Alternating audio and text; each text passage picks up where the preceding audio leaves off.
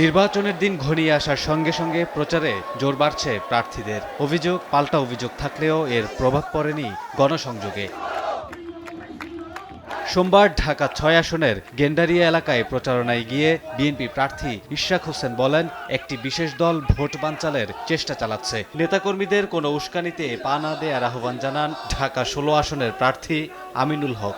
যদি এই স্বাধীনতা বিরোধীরা কোনোভাবে বাংলাদেশের রাষ্ট্র ক্ষমতা দখল করতে পারে, নারীদের তারা গৃহবন্দী করবে। তারা নিরাপত্তা দিতে পারবে না, যারা নারীদের মান সম্মান নিয়ে কথা বলেছে, কুরুচিপূর্ণ মন্তব্য করেছে, তাদের কাছে কখনোই দেশ হেফাজত না। রামপুরার কুঞ্জবনে গণসংযোগের সময় ১১ দলীয় ঐক্যের প্রার্থী নাহিদ ইসলাম বলেন, নির্বাচনে আবারও লাশের রাজনীতি শুরু হয়েছে। আর ঢাকা ১৭ আসনের জামায়াতের প্রার্থী ডাক্তার এস.এম. খালিদুজ্জামান বলেন, যতই ন্যারেটিভ দাঁড় করানোর চেষ্টা করা হোক, জনগণ তা বিশ্বাস করবে না। নির্বাচনে আবারও লাশের রাজনীতি শুরু করেছে আমাদের যারা প্রতিদ্বন্দ্বী রয়েছে।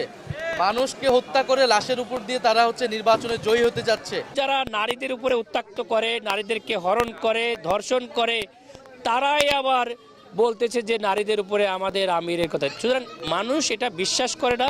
১০ ফেব্রুয়ারির মধ্যে সব ভোটারের কাছে নিজেদের পরিকল্পনা তুলে ধরার সর্বোচ্চ চেষ্টায় প্রার্থীরা। কামরুল হাসান, সময় সংবাদ। দাঁত কি ডিটারজেন্ট দিয়ে মাজেন? তাহলে ডিটারজেন্ট কিভাবে টয়লেটকে ঝকঝকে পরিষ্কার করবে? তাই বেস্ট এভার হারপিক। ডিটারজেন্ট না, বেস্ট এভার হারপিক নিন।